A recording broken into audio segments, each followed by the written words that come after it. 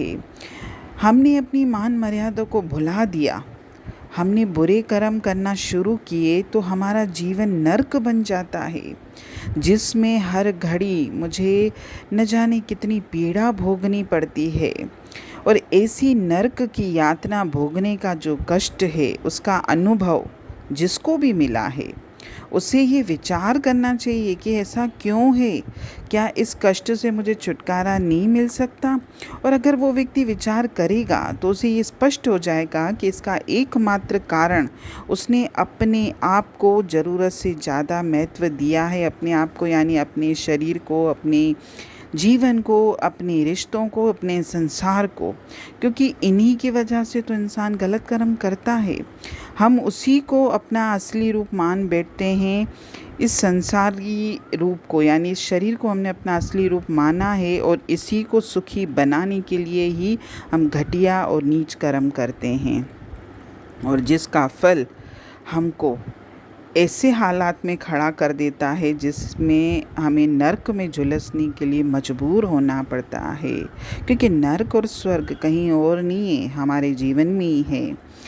और इस नर्क से बचने और इसी जीवन में स्वर्ग जैसा सुख पाने का केवल एक ही रास्ता है, और वो है अपनी सोच के तरीके में बदलाव लाना।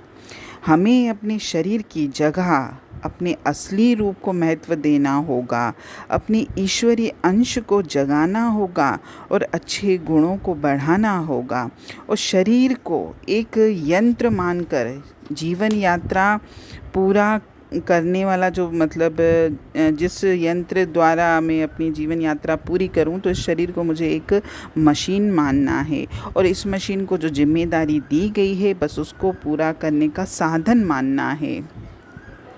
अपने को ईश्वर का अंश मानने और अपनी सोच, स्वभाव और व्यवहार को उसके अनुसार ढालने की कोशिश ही उस ईश्वरीय शक्ति को जगाती है, जो उसे नरक में भी स्वर्ग कर देती है उसके जीवन को।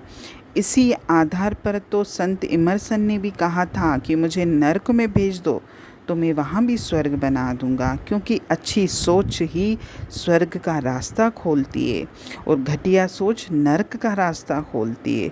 सुधरी हुई सोच होगी, अच्छी सोच होगी तो हमारे कर्म भी सुधरने लगते हैं, और सीधा रास्ता पकड़ने पर भटकने की भी कोई गुंजाइश नहीं रहती। जैसे हम कभी संसार में कहीं जाते हैं, अगर एक सीधा रास्ता होता है तो कितनी आसानी से हम अपनी मंजिल पर पहुंच जाते हैं, लेकिन एक ही रास्ते में से अगर 4 रास्ते निकलते हैं तो हम कैसे भटक जाते हैं।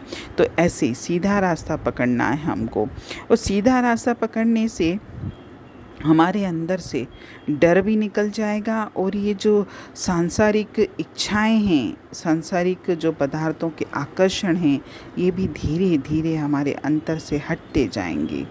शानदार सोच रखिए, श्रेष्ठ आचरण अपनाइए, और इससे जो जीवन बनेगा वो एक देव जीवन है, दिव्य जीवन है। भगवान मनुष्य से इसी जीवन की उम्मीद करता है। हर पिता अपने पुत्र से यही चाहता है कि हमारी परंपरा और प्रतिष्ठा बनी रहे, तो वो परमात्मा भी तो हमारा पिता है, हम उसके बच्चे हैं। वो भी ये चाहता है कि मेरा बच्चा मेरे जैसा हो।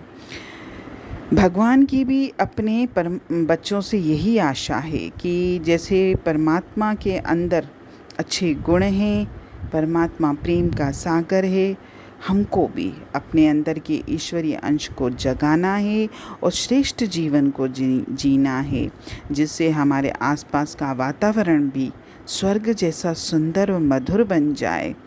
मनुष्य को दुनिया की सबसे श्रेष्ठ रचना बनाकर उस परमात्मा को इस संसार में भेजने का जो उद्देश्य है, मुझे उसको पूरा करना है। हरि ओम।